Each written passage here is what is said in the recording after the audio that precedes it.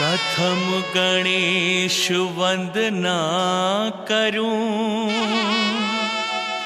सरस्वती धरूं ध्यान। आइए कंठ विराजिए, करु शिव विवाह बखान।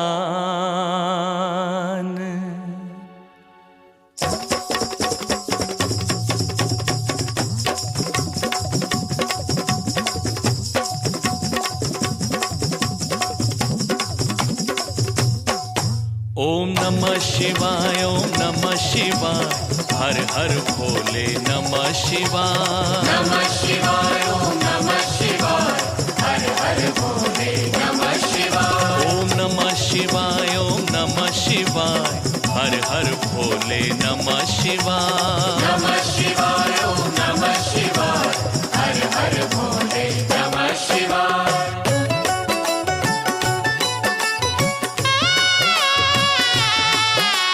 धरती अंबर दसों दिशाएं, शिव विवाह की कथा सुनाए। धरती अंबर दसों दिशाएं, शिव विवाह की कथा सुनाए। वन मधुबन ये वृक्ष लताएं, शिव विवाह की कथा सुनाए। ओम नमः शिवाय, ओम नमः शिवाय, हर हर भोले नमः शिवाय। नमः शिवाय, ओम नमः शिवाय, हर हर भोले नमः शिवाय। प्रिय भक्तों, यूं तो आपने अब तक न जाने कितने देवी देवताओं के शुभ विवाह की पावन कथाएं सुनी होंगी, लेकिन आज मैं आपको भगवान शिव के एक नहीं दो विवाहों की पावन कथा सुनाने जा रहा हूं। भगवान शिव, जिनके त्रिपुरारी, बाघंबरधारी, भोले भंडारी, सर्वेश्वर, भूतेश्वर और विश्वेश्वर जैसे न जाने कितने नाम और कितने रूप हैं। स्वयं से उत्पन्न स्वयंभू बाबा भोलेनाथ की विवाह की दो प्यारी और न्यारी कथाएं मन में भगवान शिव का ध्यान लगाकर बड़ी श्रद्धा और प्रेम से सुनिए।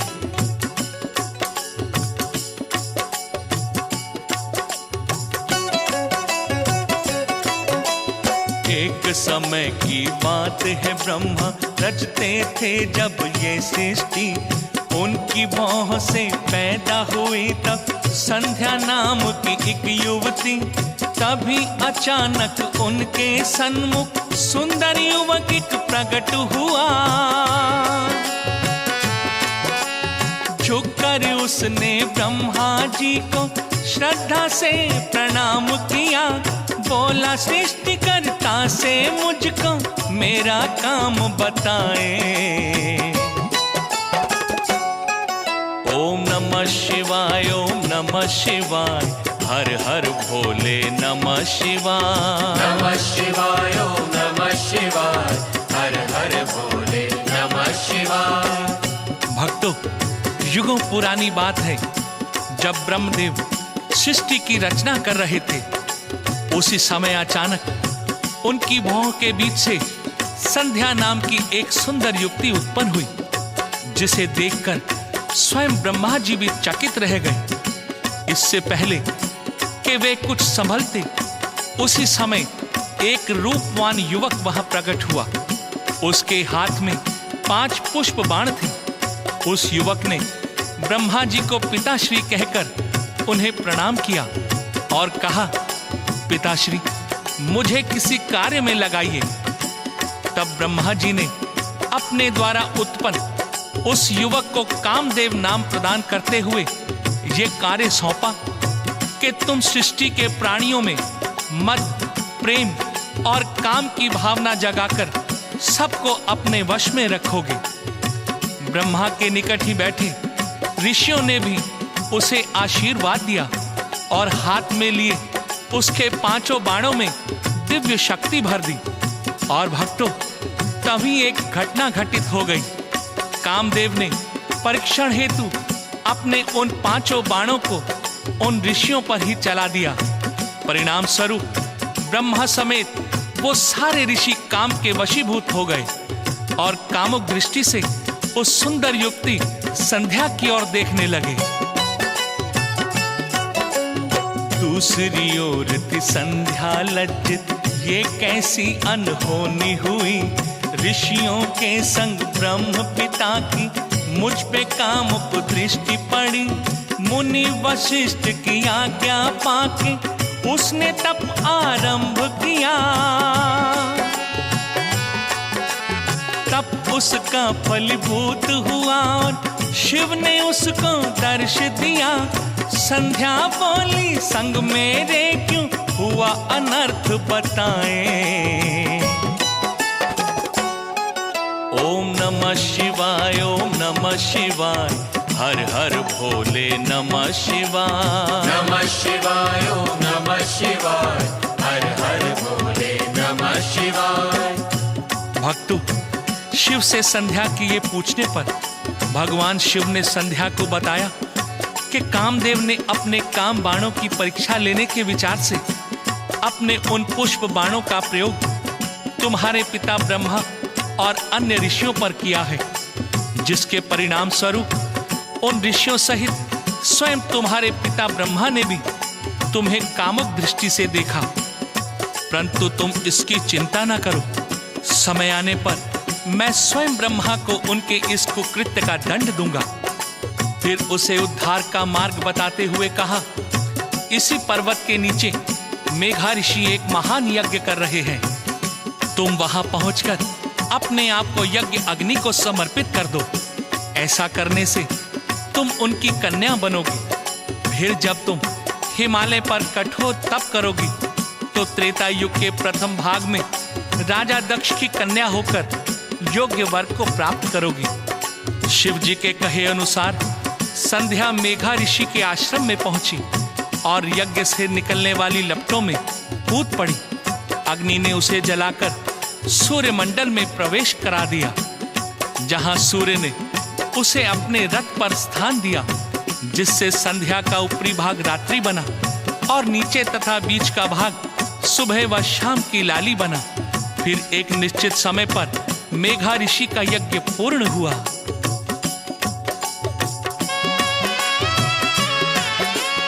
यज्ञ समाप्ति पर मेघा को हवन कुंड से कन्या मिली। कौन है, किसकी पुत्री है ये, मन में एक जिज्ञासा जगी। फिर शिव का प्रसाद समझ के अरुंधति था नाम रखा। पाल पोस कर बड़ा किया और उसका कन्यादान किया। मेघा ऋषि संग आओ हम सब शिव की अलख जगाए। रामेश्वराय शिव रामेश्वराय, हर हर भोले नमः शिवाय। रामेश्वराय शिव रामेश्वराय, हर हर भोले नमः शिवाय।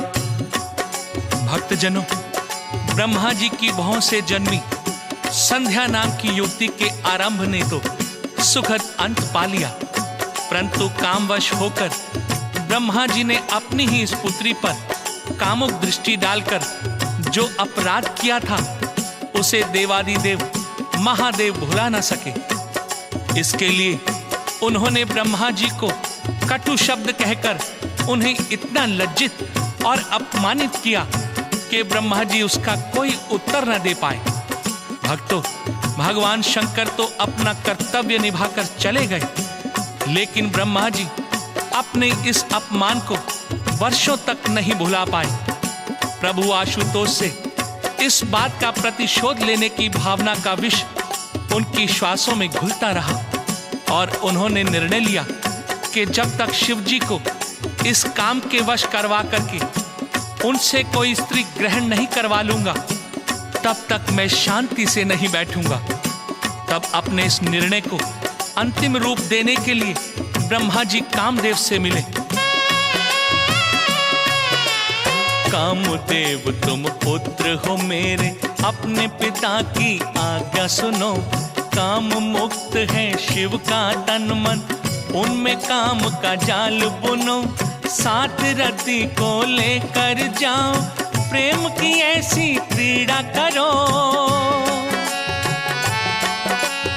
उनके हर एक क्रियाकलाप में ऐसा तुम उन्माद भरो, ब्रह्मचर्य को तज के वो भी काम के मद खो जाए। गंगाधराय शिव गंगाधराय, हर हर भोले नमः शिवाय। गंगाधराय शिव गंगाधराय, हर हर भोले नमः शिवाय। तो भक्तों, ब्रह्मा जी की आज्ञा पाकर रति को साथ लेकर कामदेव ने अपनी विचित्र लीलाओं द्वारा शिव जी को मोहित करने का बहुत प्रयास किया, परंतु सफल न हो सका। उसके निराश हो जाने पर ब्रह्मा जी पर भी निराशा छा गई। तब विष्णु जी ने ब्रह्मदेव से कहा, भगवान शिव के प्रति ईर्ष्या रखना अनुचित है। यदि आप उन्हें स्त्री ग्रहण कराना ही चाहते हैं तो आज शक्ति को प्रसन्न करो। सर्वगुण संपन्न आदि शक्ति अवतार लेकर राजा दक्ष की कन्या बनेगी, जिन्हें शिव जी अपनी अर्धांगिनी के रूप में स्वीकार कर लेंगे। आप राजा दक्ष से भी तप करने के लिए कहें, जिससे प्रसन्न होकर आदि शक्ति उनके घर कन्या के रूप में जन्म ले। तब ब्रह्मा जी ने आदि शक्ति की आराधना की, जिससे प्रसन्न होकर देवी ने उन्हें दर्शन दिए। ब्रह्मा जी ने उनसे कहा, हे देवी, आप सनातन शक्ति हैं, अपनी माया से पूरे जगत का संचालन करती हैं। मैं चाहता हूं आप राजा दक्ष के घर एक कन्या के रूप में जन्म लें और शिव जी को मोहित करके उनकी पत्नी बने। उधर राजा दक्ष भी आपको कन्या के रूप में पाने के लिए कठिन तप कर रहा है। और फिर भक्तों, राजा दक्ष की तपस्या से प्रसन्न होकर आदि शक्ति ने उन्हें दर्शन देते हुए कहा, मैं तुम्हारे घर में पुत्री के रूप में अवश्य जन्म लूंगी, परंतु तुम्हारे द्वारा यदि मेरा कभी अपमान हुआ तो मैं उसी समय देह त्याग दूंगी। इतना कहकर आदि शक्ति अंतर्ध्यान हो गई। दक्ष प्रजापति को तप करते समय अनंत जो बीत गया, उसके घर में उमा ने तब कन्या रूप में जन्म लिया। दक्ष के महल में पलते हुए वो उम्र की सीढ़ियां चढ़ने लगी। पति रूप में शिव को पाने शिव का जाप वो करने लगी। आती जाती श्वासें उसकी शिव शिव कहती जाए। जटाधराय शिव जटाधराय, हर हर भोले नमः शिवाय। जटाधराय शिव जटाधराय, हर हर भोले नमः शिवाय। भक्तजनों, दक्ष कन्या सती को जब शिव की साधना आराधना करते काफी समय बीत गया तो उसने शिव को पाने हेतु विधि विधान द्वारा नंदा व्रत रखा। उधर ब्रह्मा जी विष्णु जी के साथ कैलाश पहुंचकर भगवान शिव से कह रहे थे, हे देवादिदेव, हम दोनों तो विवाहित हैं ही, अब आप भी कृपया लोकहित के लिए प्रजापति दक्ष की पुत्री सती से विवाह कर लीजिए। तब भक्तों, भोलेनाथ ने मुस्कुराकर उनसे कहा, मुझे आप दोनों का प्रस्ताव स्वीकार है। आप प्रजापति दक्ष से कहकर विवाह की तैयारियां करवाएं।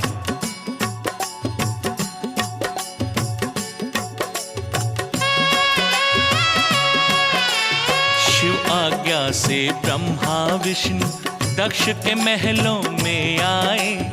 शुभ संदेश सुना जो शिव का, दक्ष प्रजापति हर्षाए। दूल्हे बनकर भोले शंकर नंदी बैल सवार हुए।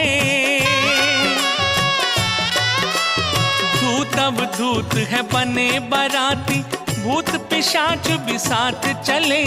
उर्वा ने छेड़ी शहनाई, मेघ भी ढोल बजाए।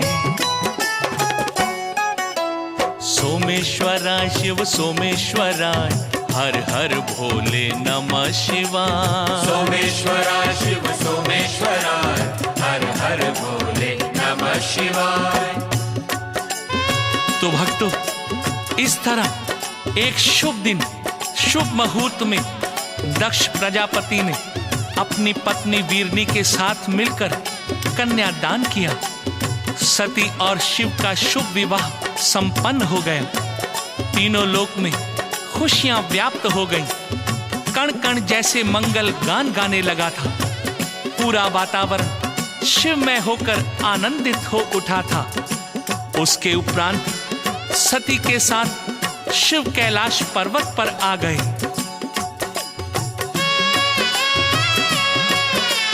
साथ सती के तीन लोक में शिव जी विचरण करते थे। करते करते भ्रमण वो एक दिन दंडक वन में आ पहुंचे। मानस रूप में राम लखन को शिव ने अचानक देख लिया। दूर थे फिर भी शीश झुका के राघव को प्रणाम किया। देख के ये सब सती के मुख पे प्रश्नों के चिन्ह आए। विश्वेश्वराय शिव विश्वेश्वराय, हर हर भोले नमः शिवाय। विश्वेश्वराय शिव विश्वेश्वराय, हर हर भोले नमः शिवाय। भक्तजनों, सती ने जब महादेव को एक साधारण से मनुष्य को श्रद्धा से प्रणाम करते देखा तो उनके आश्चर्य की सीमा न रही। उनके मुख पर कई प्रकार के प्रश्नों के चिन्ह आने जाने लगे। उनसे ना रहा गया तो भोलेनाथ से पूछने लगी, हे नाथ, आप तो स्वयं जगत पिता हैं, सृष्टि के रचयिता हैं, पालन करता और संहार करता हैं। फिर आपने इस श्याम वर्ण वाले साधारण से मनुष्य को प्रणाम क्यों किया? सती के इस प्रश्न पर भगवान शिव बोले, उमा, तुम जिन्हें साधारण पुरुष समझ रही हो वो वास्तव में विष्णु अवतार मेरे आराध्य देव श्री राम हैं, जो अपनी पत्नी सीता की खोज में वन वन भटक रहे हैं। उनके साथ उनके अनुज लखन जो शेषनाग के अवतार हैं। अपने आराध्य श्री राम को प्रणाम करके मैंने कोई अनुचित कार्य नहीं किया। परंतु भक्तों, सती को भगवान शिव की इन बातों पर विश्वास नहीं आया। उन्होंने भगवान श्री राम की परीक्षा लेने के लिए अपना रूप सीता जैसा बनाया और राम के आसपास विचरण करने लगी। उन्हें देखकर श्री राम ने उन्हें प्रणाम किया और पूछा, हे महेश्वरी, आप इस निर्जन वन में किस प्रयोजन से विचरण कर रही हैं? भगवान शिव कहाँ हैं? और आपने सीता का रूप क्यों धारण किया है? भक्तों, भगवान श्री राम के मुख से ये वचन सुनकर सती बड़ी लज्जित हुई। वो समझ गई श्री राम सचमुच विष्णु के अवतार हैं। फिर वो बोली, मैं आपकी परीक्षा लेना चाहती थी, परंतु ये तो बताइए, शिव तो स्वयं परमेश्वर हैं, उन्होंने आपको प्रणाम क्यों किया? तो रामचंद्र जी बोले, हे देवी महेश्वरी, भगवान सदाशिव अपने वचनों से बंधे हुए हैं। जब उन्होंने मुझ विष्णु को वैकुंठ धाम सौंपा तो मेरा राज्याभिषेक स्वयं करते हुए उन्होंने मुझसे कहा था, आज से सभी देवता तुम्हें प्रणाम करेंगे। इसलिए उन्होंने स्वयं भी मुझे प्रणाम किया। फिर प्रयाग में होके एकत्रित मुनियों ने एक यज्ञ रचा। ब्रह्मा विष्णु शिव संग उसमें दक्ष ने भी था भाग लिया। दक्ष प्रजापति का उस यज्ञ में सबने ही सम्मान किया। किंतु जमाता शिव ने उनकी तरफ न कोई ध्यान दिया। दक्ष ने तोड़ी क्रोधित होकर मर्यादा की सीमाएं।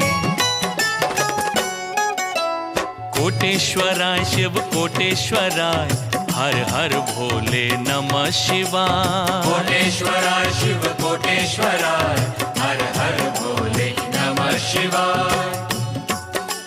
भक्तों, त्रिपुंडधारी अमंगलहारी बाबा भोलेनाथ स्थान स्थान पर कई तरह की लीलाएं करते रहते हैं, और ये उनकी लीला का एक अंश ही था कि प्रयाग तट पर जब ऋषि मुनियों ने एक यज्ञ का आयोजन किया, उसमें सब देवताओं के साथ राजा दक्ष भी सम्मिलित हुए।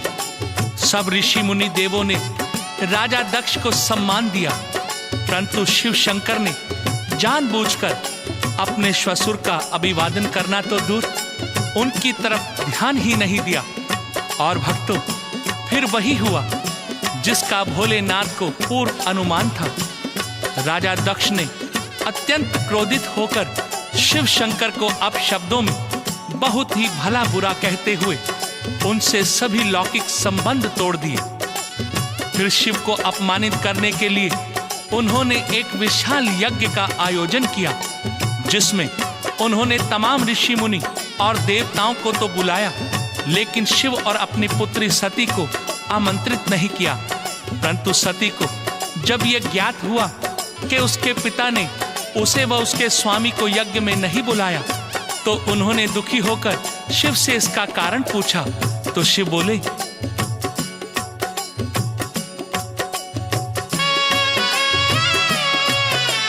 देवी तुम्हारे पिता के मन में मेरे लिए है द्वेष जगे, इसीलिए तो महायज्ञ में हमें बुलाया नहीं प्रिय। सती ये बोली मैं जाऊंगी, आज्ञा दे मुझे जाने की। शिव ये बोले बिना निमंत्रण वहां पे जाना ठीक नहीं, प्रिया हट नहीं समझा कभी भी, लाख प्रभु समझाए।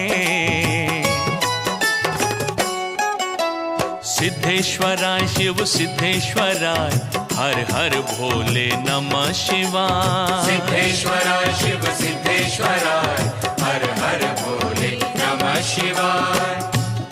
भक्तों, क्रियाहटवश सती ने पति शिव की बात नहीं मानी और पिता द्वारा आयोजित यज्ञ में जा पहुंचे, और वहां उन्होंने देखा देवलोक के तमाम देवता ऋषि मुनि सभी वहां उपस्थित थे, परंतु उनके पति भगवान शिव के लिए स्थान भी नहीं रखा गया।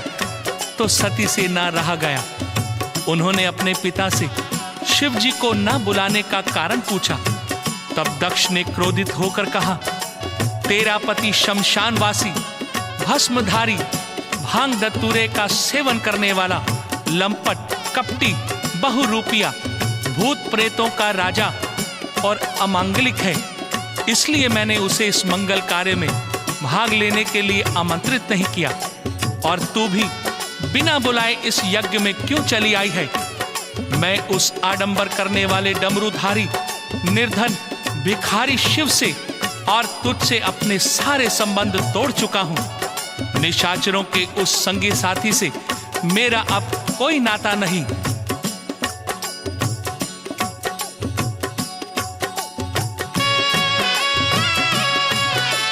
पति निंदा से सती के मन में क्रोध की ज्वाला भड़क उठी। उसी समय वो सुध बुध खोके यज्ञ अग्नि में कूद पड़ी। यज्ञशाला में घटी ये घटना गणों से जब शिव जान गए। रौद्र रूप धर तब शिव शंकर क्रोध में तांडव करने लगे। नभ जल थल में हुआ था कंपन, ठहर गई थी हवाएं। ओम नमः शिवाय, ओम नमः शिवाय, हर हर भोले नमः शिवाय। नमः शिवाय, ओम नमः शिवाय, हर हर भोले नमः शिवाय। भक्तों, भगवान शिव ने क्रोध में आकर सती की मृत देह को अपने कंधे पर उठाकर तांडव नृत्य करना प्रारंभ किया, जिससे आकाश पाताल व मृत्युलोक में हाहाकार मच गया। ये देखकर सभी देवता घबरा गए। भगवान विष्णु ने मन में सोचा, यदि शिव शांत नहीं हुए तो सृष्टि का सर्वनाश अवश्य है, और जब तक मृत सती की देह शंकर जी के साथ है तब तक इनका क्रोध शांत होना संभव नहीं। इसी कारण भगवान विष्णु ने अपना चक्र चलाया और सती की देह के टुकड़े कर दिए, जो 51 भिन्न भिन्न स्थानों पर गिरे। भक्तों, जो जहां जहां गिरा हम उन स्थानों को शक्तिपीठ के नाम से जानते हैं। फिर भगवान शिव ने अपनी जटाओं से एक बाल उखाड़कर पर्वत पर जोर से दे मारा। बाल के टकराते ही उस पर्वत के 2 खंड हो गए। एक खंड में से महाबली वीरभद्र की उत्पत्ति हुई और दूसरे खंड से करोड़ों भूतों से घिरी महाकाली की उत्पत्ति हुई। तब क्रोध में आकर शिव जी ने उनसे कहा, हे महाकाली और वीरभद्र, तुम शीघ्र ही दक्ष के यज्ञ में जाओ और उसे विध्वंस कर दो, क्योंकि दक्ष ने अक्षम्य अपराध किया है और वहां उपस्थित जिस मुनि देवता ने शिव निंदा सुनी है उसे भी जलाकर भस्म कर दो। भगवान शिव के वचन सुनकर भक्तों, महाकाली और वीरभद्र ने शिव को तब प्रणाम किया। यज्ञशाला को जाति दिशा में दोनों ने प्रस्थान किया। वीरभद्र ने दक्ष गणों से बड़ा भयंकर युद्ध किया। यज्ञ को भंग किया, फिर उसने दक्ष के शीश को काट दिया। दक्ष के राज्य में फिर तो जैसे टूट पड़ी विपदाएं। रामेश्वराय शिव रामेश्वराय, हर हर भोले नमः शिवाय। रामेश्वराय शिव रामेश्वराय, हर हर भोले नमः शिवाय। भक्तों, इस तरह नीलकंठ प्रभु शिव ने अपनी लीला द्वारा दक्ष के मिथ्या गर्व, झूठे अहम एवं क्रोध प्रतिशोध की भावना को उसके शरीर के साथ ही समाप्त कर दिया।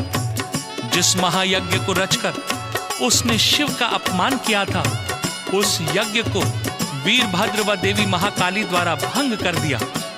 भक्तों, इस सारी घटना के पीछे शिव की लीला ही कार्य कर रही थी। इस सत्य को सारे देवतागण जानते थे।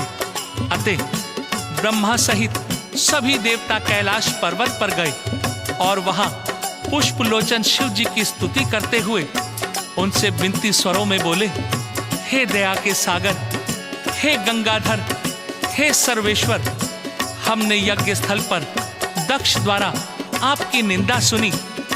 परिणाम स्वरूप दक्ष का तो विध्वंस हो गया, पर हम सब भी नष्ट भ्रष्ट से हो गए हैं। अतः विधना के विधान, हे दया निधान, हम पर दया कीजिए, हमारी रक्षा कीजिए। दक्ष को भी अपने अपराध का दंड मिल चुका है, उसे भी क्षमा करते हुए उसे पुनर्जीवित कर दीजिए। भक्तों, ऐसी प्रार्थना सब देवताओं ने जब शिव के समक्ष बार बार की तो भोलेनाथ ने सब देवों की विनती का सम्मान किया। भूल क्षमा कर चंद्रमौली ने दक्ष को जीवन दान दिया। दक्ष ने तब शिव चरण में आके कोटि कोटि प्रणाम किया। शिव कृपा से ही फिर भक्तों यज्ञ दक्ष का सफल हुआ। उनके मनोरथ होते पूरे जो शिव ध्यान लगाए। ओम नमः शिवाय, ओम नमः शिवाय, हर हर भोले नमः शिवाय। नमः शिवाय, ओम नमः शिवाय, हर हर भोले नमः शिवाय। ओम नमः शिवाय, ओम नमः शिवाय, हर हर भोले नमः शिवाय। नमः शिवाय, ओम नमः शिवाय, हर हर भोले नमः शिवाय।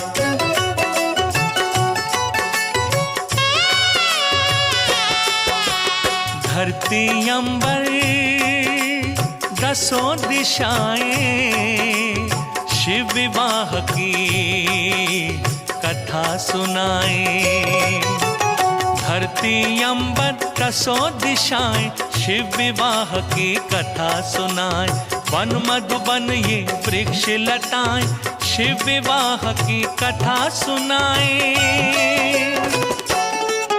ओम नमः शिवाय, ओम नमः शिवाय, हर हर भोले नमः शिवाय। नमः शिवाय, ओम नमः शिवाय, हर हर भोले नमः शिवाय। भक्तों, भगवान शिव अपनी प्राणेश्वरी सती की विरह में व्याकुल होकर गृहस्थ त्याग कर समस्त लोकों का भ्रमण करने लगे। उधर पर्वत जैसे दीर्घ आकार वाले महादैत्य तारकासुर ने ब्रह्मा जी की घोर तपस्या करके उनसे 2 वरदान प्राप्त कर लिए। पहला तो ये कि संसार में मुझ जैसा बलशाली और कोई ना हो। दूसरा, मेरी मृत्यु केवल शिवजी से उत्पन्न बालक के शस्त्र से हो। ये दोनों वरदान पाकर दैत्य तारकासुर अत्यंत उद्दंड हो गया। तीनों लोकों का स्वामी बनने की इच्छा में वो सब देवताओं को पीड़ित करने लगा, क्योंकि वो जानता था कि शिव तो इस समय वैरागी बन चुके हैं, पत्नी विहीन है, अतः उनसे अब कोई पुत्र कैसे होगा। परंतु भक्तों, वो शिव की लीला को नहीं जानता था। उसे ज्ञान नहीं था कि देवताओं ने पर्वतराज हिमालय से प्रार्थना की है कि वो अपनी पत्नी मैना के संग शिव आराधना करके उन्हें प्रसन्न करें, ताकि उनकी कृपा से वही सती पार्वती के रूप में उनके घर जन्म ले और समय आने पर शिव पार्वती का विवाह हो। इसके साथ दैत्य तारकासुर का भी अंत हो सके। हिमालय राज ने देवताओं का आग्रह मान लिया। पत्नी मैना संग हिमालय जब तप साधना करने लगे, मनवांचित फल पाने को वो शिव की आराधना करने लगे। उधर सभी देवों ने मिलकर शक्ति से ये विनती की, मैना गर्भ से कन्या बनके आप जन्म ले जग जननी, फिर शिव जी की पत्नी बनके सबके कष्ट मिटाए। रामेश्वरा शिव रामेश्वरा, घट घट वासी रामेश्वरा। रामेश्वरा शिव रामेश्वरा, घट घट वासी रामेश्वरा। भक्तजनों, देवों के आग्रह पर हिमालय राज अपनी पत्नी मैना के साथ शिव की साधना आराधना करने लगे।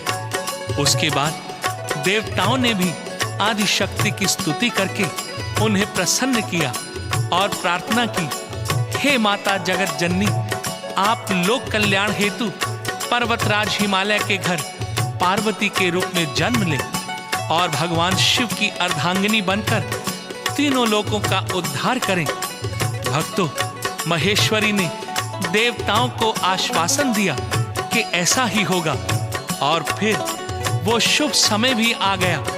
हिमालय राज के ज्येष्ठ पुत्र मैनाक के बाद देवताओं को दिए हुए अपने वचन को सत्य करने के लिए उमा शिवा कल्याणी ने मैना के गर्भ से जन्म लिया।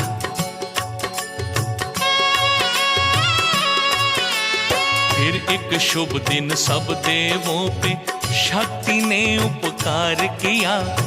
मैना और गिरिराज के घर में गिरिजा ने अवतार लिया। सृष्टि के होठों पे आया खुशी की लय में मंगल गान। दैत्यों के आतंक से मेरा हो जाएगा अब कल्याण, हो जाएगी अब तो सुरक्षित जब तप की विद्याएं। गंगाधरा शिव गंगाधरा, हे अविनाशी गंगाधरा। गंगाधरा शिव गंगाधरा, हे अविनाशी गंगाधरा। भक्त भक्तजनों, शिवा के अवतार लेने पर पूरी सृष्टि मंगल गान करने लगी। उसे विश्वास हो गया कि महादैत्य तारकासुर और उसके साथियों के आतंक से उसे छुटकारा मिल जाएगा। एक दिन देव ऋषि नारद ने आकर गिरिराज से कहा, हे गिरिराज, आपकी कन्या की भाग्य रेखाएं अति उत्तम है, उसे तप द्वारा शिव जी की प्राप्ति होगी। बचपन से ही गिरिजा देवी शिव के ध्यान में रहती थी। शिव स्वरूप के लेके खिलौने हर पल खेला करती थी। शिव शिव कहती आठों पहर वो शिव का पूजन करती थी। होके शिव में हर एक कण में शिव के दर्शन करती थी। युवा हुई तो लगा उसे यूं शिव उसे पास बुलाए। जटाधरा शिव जटाधरा, हे त्रिपुरारी जटाधरा। जटाधरा शिव जटाधरा, हे त्रिपुरारी जटाधरा। भक्तों, ठीक उसी समय त्रिपुरारी भोलेनाथ तप करने की इच्छा से हिमालय प्रदेश पधारे, जहां पतित पावनी गंगा ब्रह्मलोक से गिरकर आगे बढ़ रही थी। उस स्थान को तप के योग्य समझकर वहीं पर डेरा डाल दिया। ये शुभ समाचार जब हिमालय राज को मिला तो वो अपनी पुत्री पार्वती के साथ शिव शंकर के दर्शन हेतु वहां आए। उन्हें प्रणाम करके बड़े विनम्र स्वर में बोले, हे प्रभु, आप मेरे इस राज्य, इस हिमालय की धरा पर स्वतंत्र होकर तपस्या करें। साथ ही मेरा ये अनुरोध भी स्वीकार करें कि मेरी इस पुत्री पार्वती को अपनी सेवा में रख लें। ये आपकी सेवा के साथ साथ आपका भजन पूजन भी करेगी। हिमालय राज की बातें सुनकर भोलेनाथ ने पार्वती की ओर देखकर मंद मंद मुस्कुराते हुए गिरिराज से कहा, हे हिमालय राज, तुम्हारी पुत्री अति सुंदर है और सुंदर स्त्रियां तपस्वियों की तपस्या में विघ्न का कारण बनती है, इसलिए मैं इसे अपनी सेवा में नहीं रख सकता। भक्तों, भगवान शिव के इतना कहने पर पार्वती विनम्रता से बोली, हे सदाशिव, मैं प्रकृति हूं और प्रकृति के बिना इस संसार में कुछ भी संभव नहीं। यहाँ तक कि उसके बिना आप भी चेष्टावान नहीं रह सकते और किसी भी कार्य को करने में समर्थ नहीं हो सकते। इसलिए आपसे मेरी प्रार्थना है कि आप मुझे सेवा का अवसर दें। पार्वती के ऐसे वचन सुनकर भगवान शिव ने प्रसन्नता पूर्वक उन्हें अपनी सेवा में रख लिया। इस तरह पार्वती शिव के निकट रहने लगी। भक्तों, यही अवसर था जब ब्रह्मदेव ने कामदेव को बुलवा करिए आज्ञा दी। काम वासना मन में जगा के करो तपस्या भंग शिव की। कामदेव तब संग रति के प्रेम की क्रीड़ा करने लगा। क्रोध में शिव ने नेत्र तीसरा खोल के काम को भस्म किया। खो के पति को रति की आंखों में अश्रु भर आए। सोमेश्वरा शिव सोमेश्वरा है अंतर्यामी सोमेश्वरा। सोमेश्वरा शिव सोमेश्वरा है अंतर्यामी सोमेश्वरा। भक्तों, ये भी उस भोलेनाथ शिव की लीला ही थी कि ब्रह्मा ने कामदेव को उनकी तपस्या भंग करने के लिए भेजा और कामदेव ने अपनी पत्नी रति को साथ लेकर वह अपनी काम माया फैलाई। उसने समाधि में बैठे भगवान शंकर पर अपना पुष्प बाण चला दिया। भक्तों, जगत को मोहित करने वाले उस बाण ने अपना प्रभाव दिखाया और शिव जी का ध्यान टूट गया। उनकी दृष्टि दूर एक वृक्ष पर धनुष बाण लेकर बैठे कामदेव पर गई। उसे देखकर शिव के क्रोध का अंत न रहा। क्रोध में उसी क्षण उनका तीसरा नेत्र खुला, जिसमें से विकराल अग्नि निकली, जिसमें कामदेव वहीं भस्म होकर रह गया। कामदेव के भस्म होने के बाद भी भगवान शंकर के तीसरे नेत्र से भयंकर अग्नि निकल रही थी। तब ब्रह्मा जी ने उस अग्नि को हाथ से पकड़कर उसे समंदर में प्रविष्ट करा दिया। प्रिय भक्तों, इस संपूर्ण घटना से शिव जी का मन बड़ा उचाट सा हो गया और वो उस स्थान को छोड़कर चले गए। उनके जाने के बाद पार्वती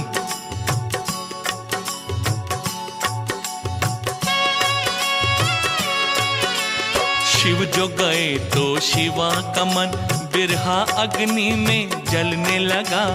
हुए उपस्थित वहां पे नारद, संयत शब्दों में ये कहा, देवी यूं आंसू न बहाओ, मन में थोड़ा धीर धरो। शिव की ये इच्छा है कि तुम फिर से शिव की तपस्या करो। शिव तो तुम्हारे होके रहेंगे, विधना लेख बताए। विश्वेश्वराय शिव विश्वेश्वराय, त्रिशूलधारी विश्वेश्वराय। विश्वेश्वराय शिव विश्वेश्वराय, त्रिशूलधारी विश्वेश्वराय। भक्तजनों, देव ऋषि नारद के कहने पर पार्वती ने शिव को पाने के लिए इतनी कठिन तपस्या की कि समस्त देवी देवता त्राही त्राही कर उठे। और जब उनसे ना रहा गया तो वो सब भगवान शिव के पास पहुंचे और प्रार्थना करते हुए बोले, हे नटराजन, हे दुख भंजन भोलेनाथ, पार्वती के तप से तीनों लोग तप रहे हैं, सब जीव दुखी हैं। कृपया आप उन्हें दर्शन देकर उनसे विवाह करके हमारे कष्टों का निवारण करें। प्रभु, दैत्य तारकासुर ने हम सभी देवताओं को स्वर्ग से निकालकर इंद्र के सिंहासन पर अधिकार कर लिया है और उस तारकासुर की मृत्यु आपके द्वारा उत्पन्न किसी बालक से ही संभव है। अतः आप जगत जननी पार्वती से विवाह कर लें। प्रिय भक्तों, इस पर भगवान भोलेनाथ मुस्कुरा कर बोले, देवजनों, मैं तो सदैव भक्तों के ही अधीन रहा हूं, इसलिए दैत्य तारकासुर से सबको मुक्ति दिलवाने के लिए मैं पार्वती से विवाह अवश्य करूंगा। भक्तों, भोलेनाथ ने देवों को ये आश्वासन तो दे दिया, लेकिन उनके मन में आया, क्यों न गिरिराज हिमालय और मैना की परीक्षा ली जाए।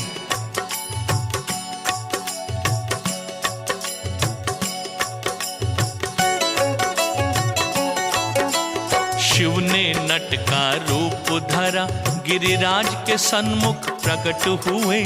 बजा बजा के डम डम डमरू अद्भुत नृत्य वो करने लगे। साधु वेश में ना पहचाना उनको मैना रानी ने। शिव के विषय में उनसे कहा कुछ ऐसा औघड़ दानी ने। सुन मैना के मस्तक उभरी चिंता की रेखाएं। कोटेश्वराय शिव कोटेश्वराय, पार्वती स्वामी कोटेश्वराय। कोटेश्वराय शिव कोटेश्वराय, पार्वती स्वामी कोटेश्वराय। भोलेनाथ नट का रूप धारण करके गिरिराज के सामने प्रकट होकर मोहक मुद्राओं में नृत्य करने लगे, लेकिन हिमालय ने शिव को नहीं पहचाना।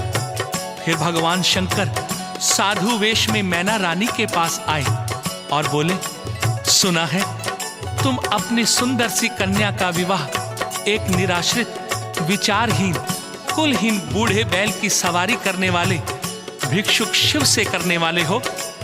तो भक्तों, साधु से शिव के विषय में ऐसे निम्न शब्द सुनकर मैना घबराकर बेहोश हो गई। जब वो होश में आई तो ऋषि मुनियों ने समझाया, जिनको तुम भिक्षुक समझी वो तीन लोक के स्वामी है। पार ब्रह्म है, नाद ब्रह्म है, अक्षय अंतर्यामी है। सूर्य चंद्र में तेज है उनसे, वायु के हैं श्वास वही। महाकाल के काल भी वो है, जीवन के विश्वास वही। गायन वादन नित्य है जीवित, उनसे सभी कलाएं। सिद्धेश्वराय शिव सिद्धेश्वराय, भाग्य विधाता सिद्धेश्वराय। सिद्धेश्वराय शिव सिद्धेश्वराय, भाग्य विधाता सिद्धेश्वराय। भक्तों, इस तरह मुनियों ने हिमालय और मैना को समझाया कि आप लोगों ने शिव को पहचाना नहीं, वरना वो तो पूरे संसार के स्वामी है, साक्षात परम ब्रह्म है। सन्यासी योगी हर माया जाल से मुक्त है, क्योंकि उनके निमित्त ही दैत्यराज तारकासुर का नाश होना है। अतः हमारे कल्याण के लिए और हमारे अनुरोध पर ही वो तुम्हारी पुत्री पार्वती से विवाह करने के लिए राजी हुए हैं। ये सुनकर हिमालय और मैना का संशय मिट गया और पार्वती का विवाह शिव से करने के लिए तैयार हो गए। उन्होंने शीघ्र ही मुनिवर से लग्न पत्रिका लिखवाकर भगवान शंकर के पास भेज दी। विश्वकर्मा द्वारा एक सुंदर मंडप बनवाया, जिसमें सभी देवी देवताओं की मूर्तियां स्थापित की गई। सभी को विवाह का निमंत्रण पत्र भेजा गया। उधर कैलाश पर्वत पर स्वर्ग अप्सराओं ने आके शिव का तब श्रृंगार किया। नेत्र तीसरा मुकुट बना और चंद्रकला का तिलक लगा। भूत पिशाच थे बने बाराती, शिव जी बैल सवार हुए। मेघों ने मृदंग बजाया, प्रेत तुंदु भी बजाने लगे। शिवगण के संग नाचे चुड़ैले, मंगल गान सुनाए। ओम नमः शिवाय, ओम नमः शिवाय, हर हर भोले नमः शिवाय। नमः शिवाय, ओम नमः शिवाय, हर हर भोले नमः शिवाय। भक्तों, भगवान भोले शंकर की ये अद्भुत बारात चली तो उस समय चारों ओर ढोल नगाड़ों की आवाज गूंज उठी। आकाश से पुष्प वर्षा होने लगी, पूरा वातावरण मंगलमय हो उठा। जब बारात हिमालय राज की धरती पर पहुंची तो रानी मैना उत्सुकतावश अपने जामाता भगवान शिव को दूल्हे के रूप में देखने दौड़ी चली आई। मैना ने जब बारातियों को देखा तो देखती ही रह गई। सभी भूत प्रेत आदि बाराती बने थे। किसी के मुख पर टेढ़ी सी सूंड थी, कोई बिना सिर के था, कोई गज के समान था, किसी के पांव उल्टे थे, किसी का सिर पेट से लगा था, किसी के सिर पर सींग थे और उन सब के बीच दूल्हा बने शिव खड़े थे। उस समय मैना ने देखा शिव के 5 मुख 10 भुजाएं हैं, तन पर भस्म लगी थी, बाघंबर ओढ़े शिव अत्यंत भयानक और विकराल नजर आ रहे थे। तब मैना ने विलाप करते हुए अपनी पुत्री का विवाह ऐसे शिव से न करने का निश्चय कर लिया। शिव जी मुस्कुराए और ऋषि मुनियों द्वारा विनती करने पर अपने असली रूप में आ गए।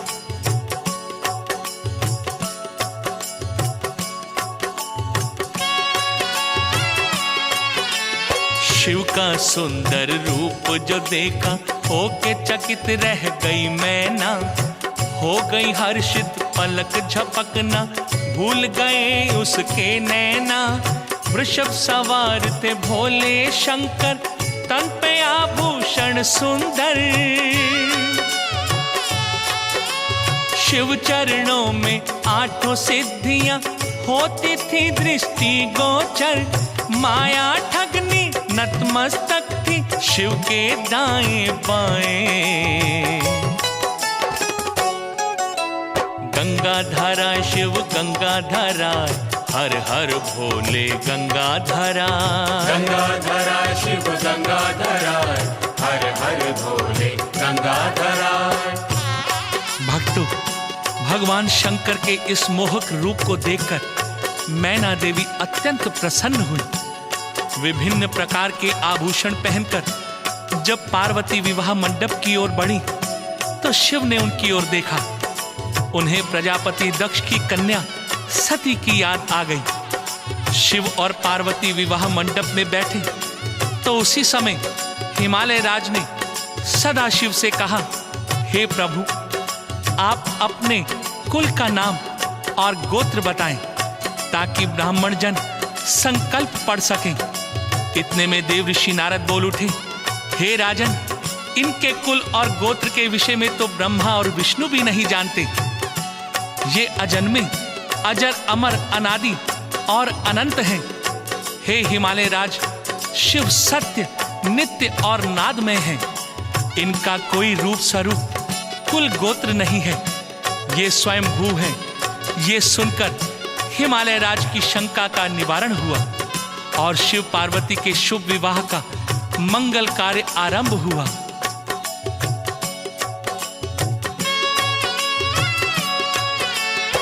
ब्रह्मा मंगलाचार सुनाते, विष्णु जी हर्षाते थे। देख ये शिव की लीला नारद वीणा मधुर बजाते थे। रीति नीति और धर्म विधि से पूरा हर शुभ कार्य हुआ। मैना के संग गिरिराज ने शिव को कन्या दान किया। हुआ मिलन शिव शक्ति का, हुई सभी पूर्ण इच्छाएं। सिद्धेश्वराय शिव सिद्धेश्वराय, हर हर भोले सिद्धेश्वरा। सिद्धेश्वराय शिव सिद्धेश्वराय, हर हर भोले सिद्धेश्वरा।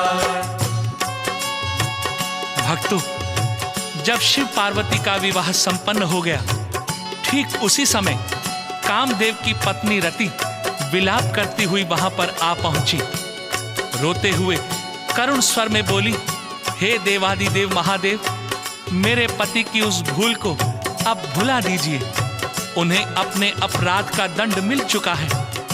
बिना पति के मैं अधूरी हूं। अगर उन्हें आपने जीवित न किया तो मैं भी यहीं रो रो कर अपने प्राण त्याग दूंगी।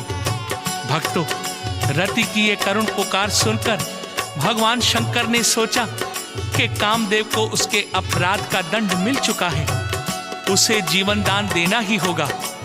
यदि कामदेव जीवित ना हुआ और प्राणी मात्र में उसका निवास ना हुआ तो सृष्टि में प्रजनन क्रिया रुक जाएगी। काम विहीन स्त्री पुरुष अपने वंश आगे कैसे बढ़ाएंगे? ये सब सोचकर भगवान भोलेनाथ ने रति के हाथ में थमी उस पोटली को देखा जिसमें मृत कामदेव की भस्म थी। प्रभु की दया दृष्टि पड़ते ही उस भस्म में प्राण आ गए। कामदेव फिर से जीवित हो उठा।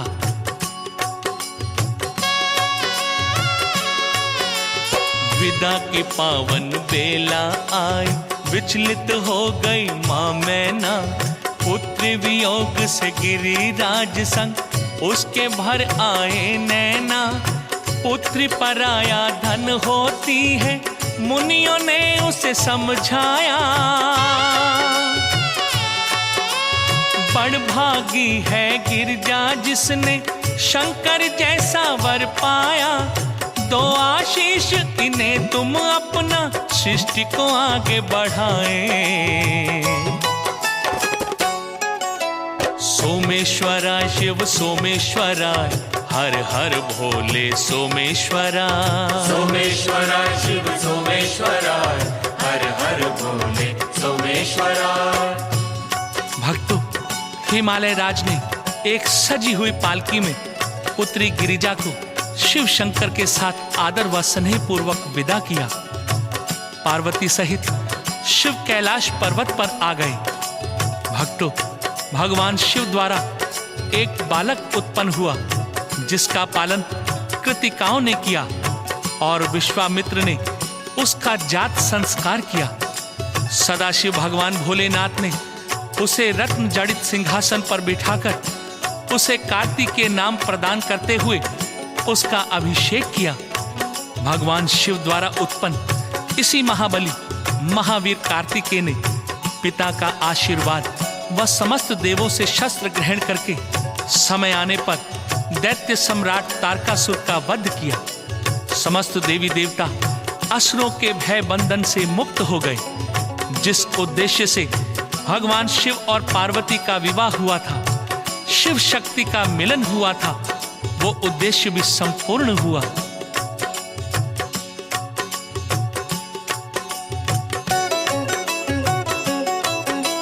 शिव विवाह की कथा ये पावन भक्तों जो भी सुनता है, समझो दुख की गलियों में वो सुख की कलियां चुनता है।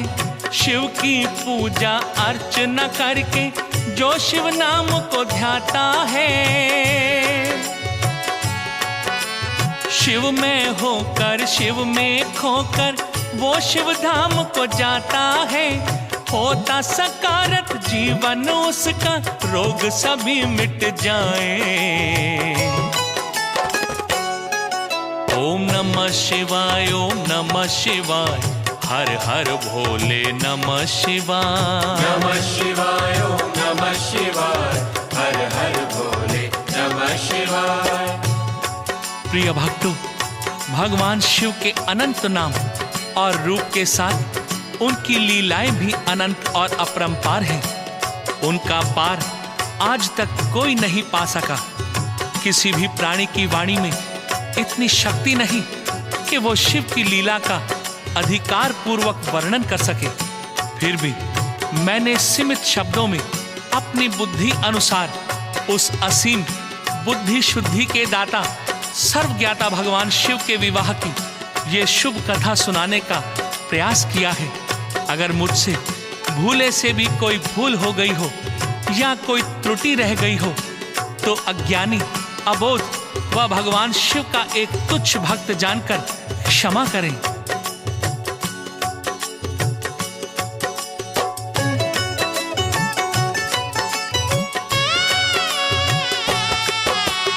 धरती अंबर दसों दिशाएं शिव विवाह की कथा सुनाएं। वन मधुबन ये वृक्ष लताएं शिव विवाह की कथा सुनाएं। नमः शिवाय, ओम नमः शिवाय, हर हर भोले नमः शिवाय। नमः शिवाय, ओम नमः शिवाय, हर हर भोले नमः शिवाय। नमः शिवाय, ओम नमः शिवाय, हर हर भोले नमः शिवाय। नमः शिवाय, ओम नमः शिवाय, हर हर भोले नमः शिवाय। नमः शिवाय, ओम नमः शिवाय, हर हर भोले नमः शिवाय। नमः शिवाय, ओम नमः शिवाय, हर हर भोले नमः शिवाय। नमः शिवाय, ओम नमः शिवाय, हर हर भोले नमः शिवाय। नमः शिवाय, ओम नमः शिवाय, हर हर भोले नमः शिवाय। नमः शिवाय, ओम नमः शिवाय, हर हर भोले नमः शिवाय। नमः शिवाय, ओम नमः शिवाय, हर हर भोले नमः शिवाय। नमः शिवाय, ओम नमः शिवाय, हर हर भोले नमः शिवाय। नमः शिवाय, ओम नमः शिवाय, हर हर भोले नमः शिवाय। नमः शिवाय, ओम नमः शिवाय, हर हर भोले नमः शिवाय। नमः शिवाय, ओम नमः शिवाय, हर हर भोले नमः शिवाय। नमः शिवाय, ओम नमः शिवाय, हर हर भोले नमः शिवाय। नमः शिवाय, ओम नमः शिवाय, हर हर भोले नमः शिवाय। नमः शिवाय, ओम नमः शिवाय, हर हर भोले नमः शिवाय। नमः शिवाय,